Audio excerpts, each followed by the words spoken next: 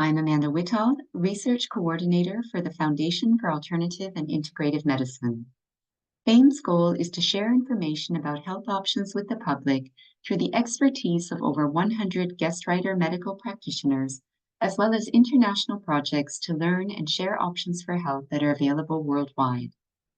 All information can be found on our website at www.faim.org. And as part of this work, we regularly interview practitioners from clinics and health centers that we feel the world should know about. We hope you enjoy today's interview. I'm here with Dr. Thomas Levy, a board-certified cardiologist who has focused most of his work on how to restore and maintain good health despite the many different forms of toxicity that people face on a daily basis. After practicing adult cardiology for 15 years, Dr. Levy began to research the enormous toxicity associated with significant amounts of dental work, as well as the ability of properly administered vitamin C to neutralize this toxicity. Inducted into the Orthomolecular Medicine Hall of Fame in 2016, Dr. Levy continues to research the impact of the orthomolecular application of vitamin C and antioxidants in general on chronic degenerative diseases. Dr. Levy, thank you so much for taking the time to speak with FAIM today. Happy to be here, Amanda. Really a pleasure to have you. Would like to just start, if you could tell our audience a little bit about yourself. In particular, it's quite interesting. You trained as a conventional cardiologist, and you did make quite a switch towards orthomolecular medicine and nutritional medicine. So would you like to share a little bit about your journey? Sure. That pretty much started about in 1994. I had a regular cardiology practice in Colorado Springs, Colorado, and I met a maverick dentist by the name of Dr. Hal Huggins, who I consider probably be the first real biological dentist in the world. And to make a long story short, although I was not unhappy with cardiology, I was undergoing a little bit of a search myself because I just didn't feel like that was what I should be doing the rest of my life. As crazy as that might sound to somebody, might say, oh my goodness, you've trained all your life for that, and now you don't think that's what you should be doing. And I, as fate would have it, as the old expression goes, when the student is ready, the teacher will appear. And I met Dr. Huggins. I had a conference, had some conversations with him, ended up having my own dental toxicity taken care of by Dr. Huggins, mercury and a root canal, and having some phenomenal changes in my health. He said, come on by the clinic. Anyway, I got to see some things going on there. In particular, I saw way back when, an elderly lady, neurologic disease, getting extensive dental work, extensive over the course of 2.5, 3 hours. And I'd pop in and out of the operatory every now and then, and she was getting more and more and more energized as time went on. And I mean, it's just the exact opposite of what you expected. And by the end of the work, she was talking to her caregiver saying, you know, I think I want to go out to a good Colorado Springs restaurant and chew on the other side of my mouth. And about that time, Hal walked in, Dr. Huggins, as I said, okay, Hal, what's going on? And he pointed at the IV bag. I said, okay, that's good. Anything special in it? And he said, yeah, 50,000 milligrams of vitamin C. Well, I was like every other clueless physician and clueless person on the planet. Yeah, vitamin C is good for you. Everybody knows that. But vitamin C as a therapeutic agent, that was brand new. But what I saw, I couldn't unsee. And that really began my 4 years of research into vitamin C before I came out with my first book on it called Curing the Incurable.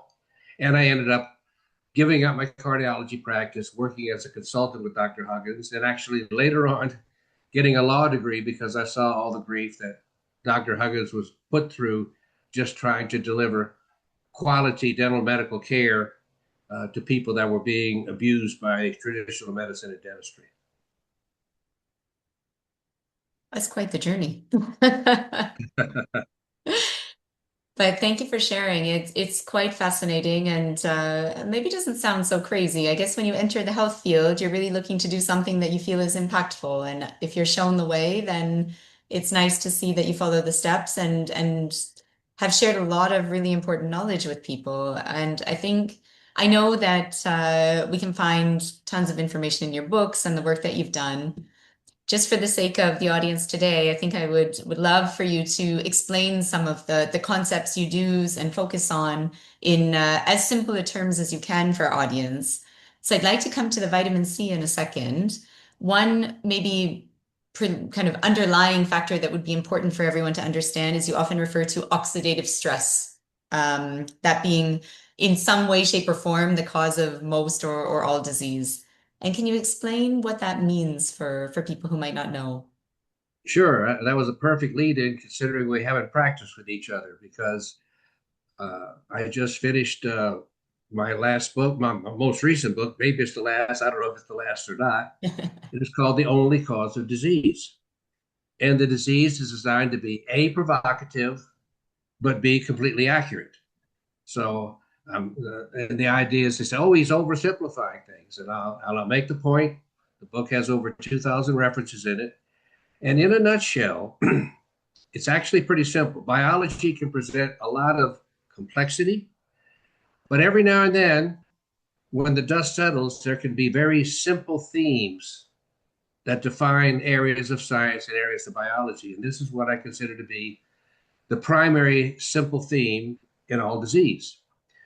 You mentioned, and this is very common, that oxidative stress causes disease.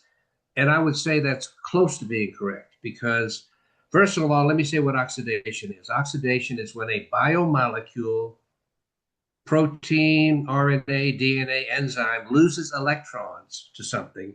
When it loses the electrons in the oxidized state, kind of like rust, okay? The iron rust, it loses electrons, it becomes inactive. It no longer works. So you basically take a biomolecule and turn it into a non-player that no longer participates in normal metabolism. Mm-hmm. And so when a lot of biomolecules get oxidized, different locations, different concentrations, different types, they are the disease. And they define oxidative stress. So it's not so much oxidative stress causes disease. Oxidative stress is the disease. Okay. And we have a lot of evidence to demonstrate why this is true. But it also means that when you can accomplish it, and I'm not saying it's easy to accomplish, therapy is very straightforward because you need to reverse the oxidation, which quality antioxidants can do. Now, the other important point, and this is outlined in the book, is okay, if we know that large numbers of oxidized biomolecules is disease, then we have to ask what causes that oxidation. Mm-hmm. And the answer to that is very simple. Once again, very simple, and it's toxins. A toxin can only damage your body by oxidizing a biomolecule. If it doesn't oxidize a biomolecule, it's not toxic, cannot be toxic. And then, as a result of this, the final question, and this is, I'm giving you a summary of the whole book here, is okay, if oxidative stress is disease and toxins are the exclusive cause of excess oxidation, what are our toxin sources that we need to address and be aware of? Because I think we can see now that good therapy is boiled down to two things. Repair the old damage, bring in stuff to reduce the oxidized biomolecules, and identify, eliminate, block, chelate, whatever we can to our new toxin sources on a daily basis. And I have put together what I consider to be the three main sources. Now, having said that, I know there's thousands of toxins out there, and we're getting them every day. We live in a toxic cesspool, but we get tiny amounts of lots of different ones. So I'm talking about the major sources that have clearly caused most diseases most of the time. Number one is infections. Pathogens cause, that's how an infection keeps you sick. It makes a lot of toxins. The metabolic byproducts are pro-oxidant toxins. The main source is infections in the mouth, okay? Far and away. When you have heart disease, when you have breast cancer, if you don't get your mouth evaluated, you're missing the boat completely. That's something we may or may not get into. Yeah. Number two is previous toxin stores, especially heavy metals. We've all accumulated an enormous amount of heavy metals, keeping the level of increase oxidative stress high in tissues so that when other insults come in, then we suddenly develop a disease for no reason at all. No, no, no. It's an additional stress on top of the mountain. And then finally, sadly but true, is persistent spike protein from chronic COVID and from the god-awful assault of vaccinations and the spike protein on the bodies of people around the world. We probably now have over 20 million persistent spike protein chronically ill patients in the States and about 350 million worldwide. So we need to address eliminating, blocking, chelating the toxins while we repair the biooxidized biomolecules. And if you can do that, you got a healthy person. Sounds pretty simple. No, thank you for sharing. I think that it's extremely clear and very enlightening to think about. I understand that there are several other things that impact us, but just understanding the main ones is already going a long way to help us understand how we can keep ourselves healthy or reverse illnesses once they happen. And you actually touched on, you touched on a couple of things I wanted to talk about. So I'll give you kind of two different paths to go down, I guess. One is I indeed wanted to ask you about the link between dental infections and other illnesses. And you mentioned that you have to look in the mouth if you've got something going on. And I'm very curious as to why that is. The second topic is when and how vitamin C comes into play. So I think it probably makes most sense to talk about the dental aspect first. But if you think it's helpful to talk about vitamin C, we can also start there. No, well, to recap on the dental, the mouth is the primary. And when I say primary, I mean over 90 and probably over 95% of the time is going to be the major source of toxins causing disease in your body. And then things like the accumulated toxins and heavy metals, or if you're unfortunate enough to have increased circulating spike protein, it's their additional insult on top of what's going on in the mouth that, shall we say, pushes you over the edge. Now, I said all infections produce toxins. All right, that's their nature. That's the difference between a pathogen and just a microorganism, because we have a lot of good microorganisms in our body, trillions of them, in fact.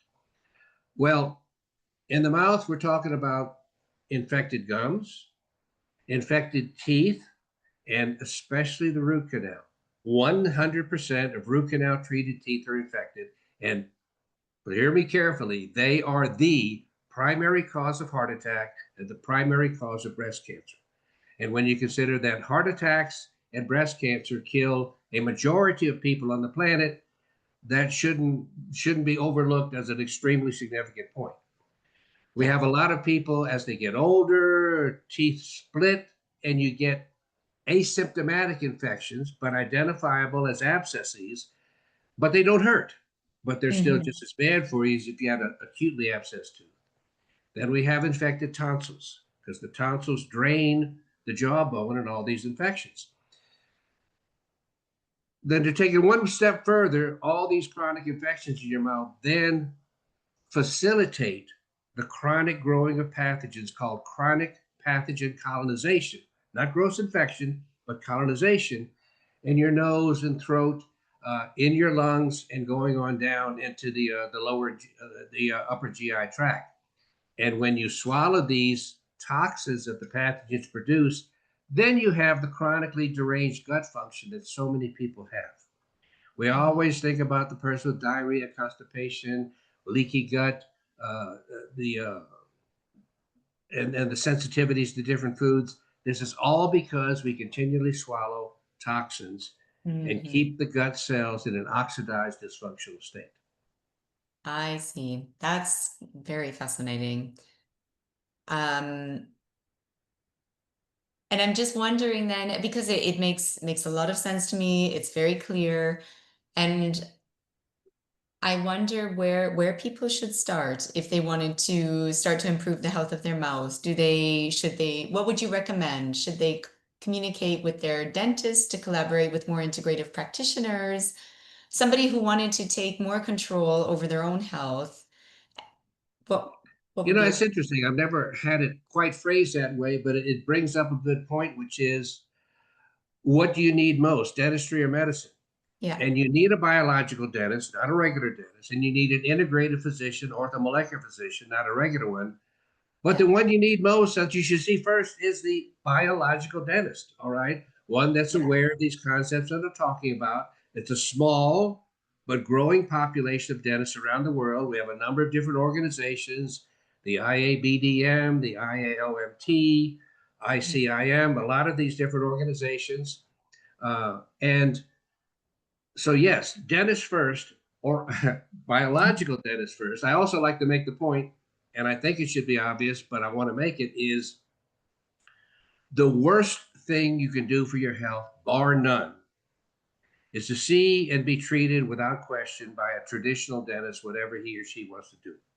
Worst thing you can do. yeah. But the best thing you can do for your health is to find a highly trained biological dentist that's aware that the freaking mouth is connected to the rest of your body and is not irrelevant to its health. Yeah. Loud and clear. That's really helpful. And I think a little bit frightening to see just how much it can impact your health, but also quite encouraging that if you get the right person who understands the connection, it can obviously work wonders. If you have a perfectly healthy mouth and you don't live next to a pesticide plant or some incredible environmental toxin stored, you're healthy. On the Yeah. other hand, if you got a chronic disease, you have an infected mouth, Yeah. maybe to a lesser degree than somebody else, but that's how strongly correlated they are. The gum disease, periodontal disease, which starts the process in the teeth, the draining by the tonsils, is correlated. I say cause and link, but researchers won't commit themselves. Correlated with every disease known to man, and you can find it in the literature. Periodontal disease increases this. Periodontal disease, that's because they are the source of the pathogens that feed and sustain the chronic infections in your mouth. Yeah. Yeah. Yeah. It's extremely fascinating. And I think, it is something that I don't want to say easy, that's the wrong word, but it's something simple that anyone can be aware of and manage, which I find very, very encouraging in this day and age where more and more of us are becoming aware of what can we do to keep our health in a better state. Well, that's why I say, and I didn't mean to be glib or anything like that, which is that while it might not be easy to reach a positive clinical endpoint, what's causing your problems is very simple and very straightforward Yeah, yeah, in yeah. terms of excess oxidation and what causes it. And let me tell you, I have a little habit of I try to disprove myself. So I come up with these thoughts, the ideas, I support them in the literature. And I say, well, there has to be exceptions. And I look and I look and I look and I can't find any scientifically based exceptions. I'm not saying somebody out there might not find one, but I want Mhm. to say I just don't come up with something and then say, that's it. I'm always open to somebody telling me scientifically, not opinion. Yeah. I can give a damn That's less about your different. opinion. But if you got some serious science contradicting what I say, I make my email available to everyone, and I'm open to looking at it. And if it's clear cut, modifying my position. Yeah. Well, and that's fantastic because that's the definition of good research, especially when we're wading into territory that wasn't previously known. Sure. And so it's encouraging to see that there's so much out there. And I guess the research, as always, needs to continue. But where does it in all of this then, when you talk about the role of vitamin C? So if we're talking about the dental aspect of things, then essentially the message is it's a number one source of disease. You need to have a clean mouth and you'll go a long way. So where does the vitamin C come in terms of reversing or preventing illness? Vitamin C is an antioxidant meaning it can donate an electron back to an oxidized biomolecule that lost its electron and restore it to normal. I mean, not help it a little bit, but restore it to normal. As well, if there's any toxins circulating in your bloodstream or in the tissues that have not yet gone into a cell and take an electron away. In other words, they're still electron depleted, looking for biomolecules to brutalize. The vitamin C can meet the toxins before they do their damage, contribute an electron to the toxin, and quench it. And so it got this dual role. It's the ultimate antioxidant, the ultimate antitoxin as well. And it turns out it's also the ultimate antioxidant. We have lots of antioxidants out there. Matter of fact, truth be known, at the molecular level, most everything you eat breaks down into either something that has antioxidant properties or toxic properties. They're either there to sustain electron sources or to take them away. But in the case of vitamin C, it's the most important one. It's small, goes everywhere in the body, has multiple different transport systems, and probably most importantly, I say this because there's a lot of supplement people out there who say they have this test. Not important what the test is, but it's a test that looks at how readily a molecule gives up its electrons. They call that the ORAC test. Mm-hmm. And they use that as an index of how powerful your antioxidant is. And manufacturers try to sell their supplements and compare them to vitamin C. One of the big ones is they talk about astaxanthin, a very good antioxidant, good for your eyes, fat soluble. And they say on this test, it's 6,000 times more powerful than vitamin C. Well, that's pretty compelling for some people, but I just have to ask one question. If you don't take astaxanthin, do you die? No. If you don't take vitamin C, do you die? Yes. Okay. You die of scurvy, all right, which is a direct indication of the fact that it plays the role everywhere in the body. Yeah. Now, this is also important in understanding vitamin C and in understanding the immune system and why all of this works together. We hear the term inflammation and increased oxidative stress. Inflammation, CRP, C-reactive protein, and any tissue that's diseased is inflamed to some degree, all right? Inflammation equals an area of oxidative stress. So if you have a tissue or an area, a group of cells that's inflamed, by definition, that's a tissue that's had all of its vitamin C depleted. Mm-hmm. So vitamin C depletion results in inflammation. Inflammation results in vitamin C. Basically, they don't result in each other. They're a description of the same thing. Yeah. Now, why is that important? Because it allows us to understand the immune system. What triggers the immune system to come in and do its job is when a tissue becomes inflamed. When a tissue becomes inflamed, you mount what's called an acute immune response. Now, here's the interesting thing. The first cell in that acute immune response is the monocyte. And the monocyte has 8,000% more vitamin C inside it than the surrounding tissue and blood.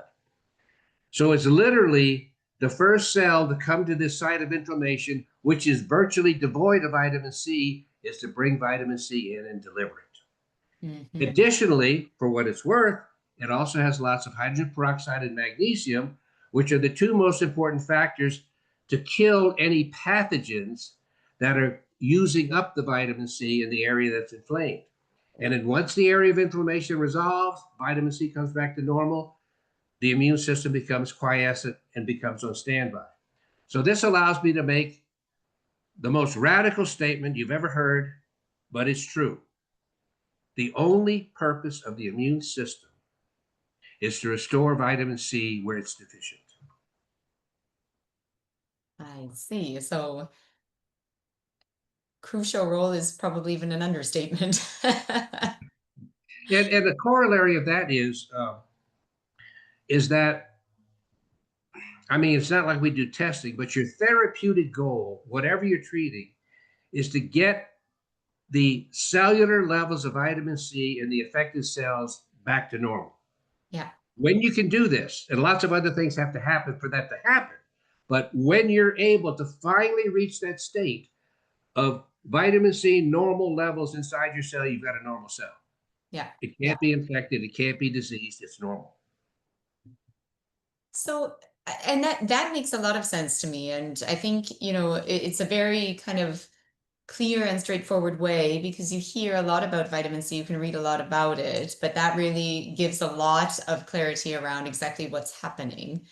And I wonder then if you're thinking, well, I guess I have two questions. One is how, in terms of practice, if you administer it to people, for instance, it's used both for prevention and for disease reversal, right? Of course. Yes, So absolutely. on the prevention side, is the aim to just ensure that we have enough, that we basically give some support to our system. And then on the reversal side, I suppose, how do you monitor, or how do you know when it's enough? And are there any risks? So I guess I'm curious about the kind of administration process and just how it works a little bit more.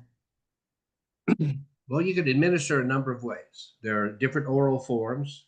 There's Hmm. the lipoencapsulated oral form, and there's a quote unquote regular form, just ascorbic acid or sodium ascorbate, which are the chemical names for vitamin C. You can give it intravenously, which allows you to take a very large dose and has very positive, powerful, significant anti infection, anti cancer, anti chronic disease impact. And your dose could vary widely depending on that. Uh, the important thing to remember, though, is when people say, "How much should I take?" And they don't like to hear this answer. But the answer is as much as you can. All right. Why do I say that? The human being, the human liver, is genetically deficient compared to the wild animals.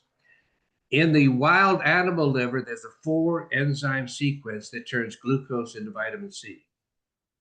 We have the same 4 enzyme sequence, but we're deficient in the fourth enzyme. So we're genetic mutants in our inability to make vitamin C from glucose, which also is one of the reasons why we get diabetes and animals don't. The glucose is there really in your blood to allow you to make vitamin C, but since we don't make the vitamin C, we just accumulate glucose. All right. Okay. So that means when we look at the animal models, a lot of different animals have different efficiencies. Look at the old goat.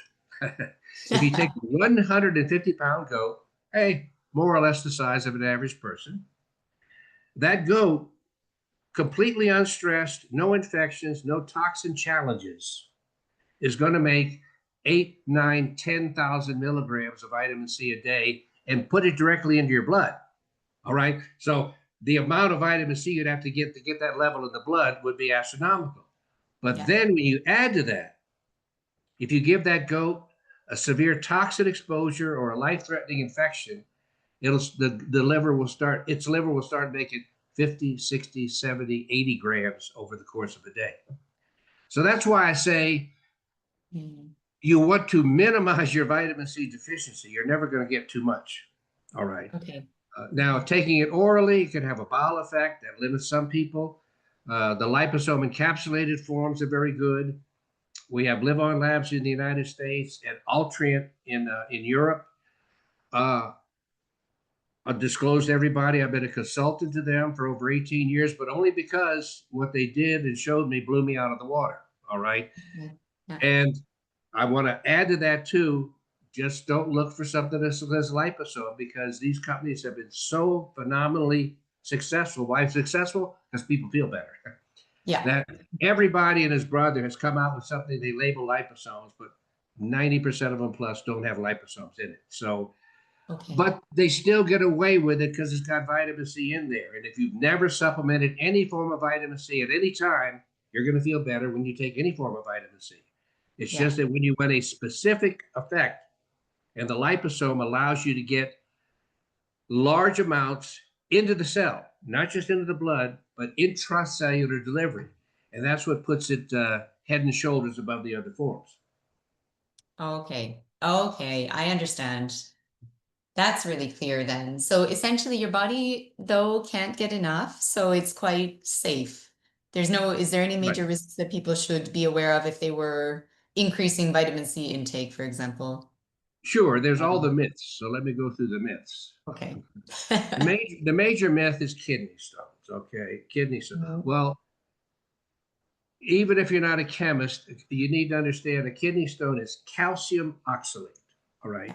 Now, vitamin C can break down to oxalate. Many other things can too.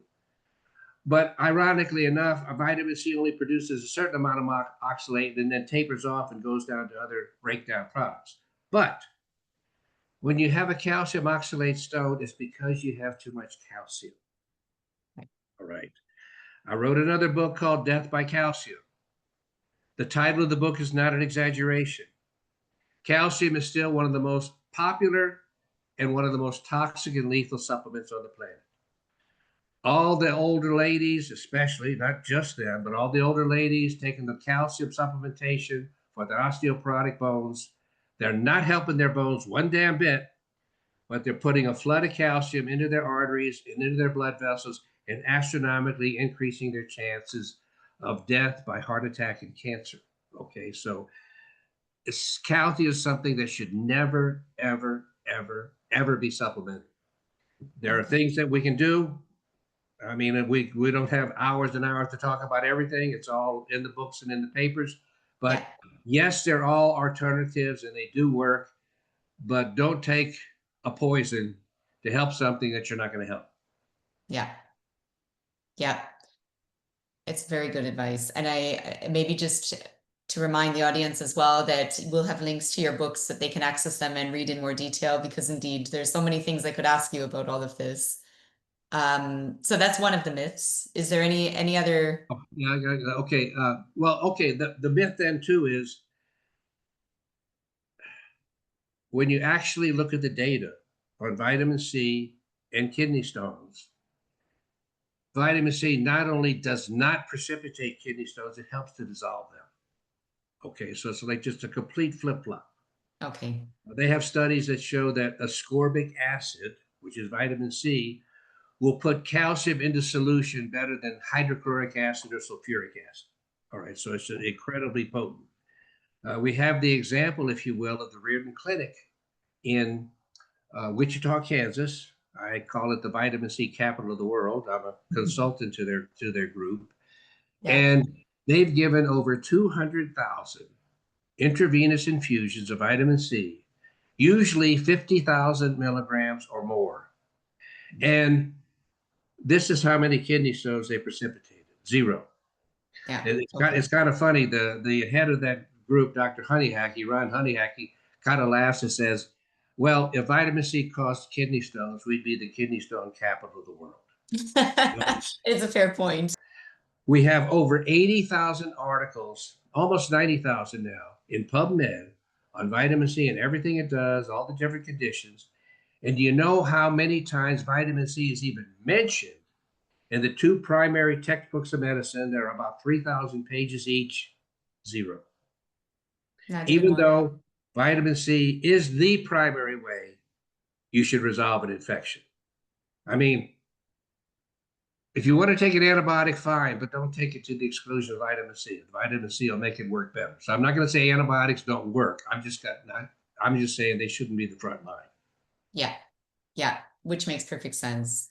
And I think I had an interesting question for you, which I think now I know the answer to, but I'll ask it to anyway. Yeah. Which was if you thought about what medical education could really benefit from based on everything that you've been researching in the last years, what would it be? What key lessons or topics should be covered that aren't currently? What should be taught, the basic functions, the basic principles of orthomolecular medicine. Orthomolecular was a term started by Dr. Linus Pauling in the 60s, I believe. Ortho meaning correct, molecule meaning molecular agent. And quite simple, and it's not an oversimplification, but all your conditions are traceable to one or more or a combination of different vitamin, mineral, and nutrient depletions. And until you bring those levels back to normal, all you're doing is treating symptoms and allowing the disease to continue unimpeded. If all you do is put together a conglomeration of different pharmaceuticals that somehow, by some mechanism, minimally or significantly relieve symptomatology, but you're not doing anything for the underlying pathology of the disease, you're not really helping the patient. I mean, okay, maybe they're going to have less headaches and less muscle pain, but the disease process. Now, with the principles I talked about, When you stop the new toxins and repair the old damage, you actually do get disease reversal in a lot of situations. And some of the simpler diseases that do not respond to traditional medicine can be cured. Yeah, which is amazing. This is a very positive note to come back to. And I do have one question, maybe one more question, because I know our time is starting to run out. But we talked about how that works. We talked about vitamin C. We talked about the main toxins that we get through the mouth. Is there anything we didn't touch on that you think is important in that whole perspective about the main cause of disease and how you can best treat it? Well, probably by mentioning, okay, I said you got to get your mouth checked out, which is a big subject. I can't give you all the detail, but find a good biological dentist, number one. Yeah, Number two, I said we all accumulate lots of heavy metals, all right? yeah. And at least in the case of the heart accumulates lots of heavy metals. And when you have a failing heart, still most cardiologists don't know this, you have enormous accumulation of heavy metals. And Mhm. when you do measures to mobilize mercury, mobilize antimony, mobilize lead, heart function gets better, which is a snapshot of what's going on elsewhere in the body. It's just more Mhm. pronounced in the heart.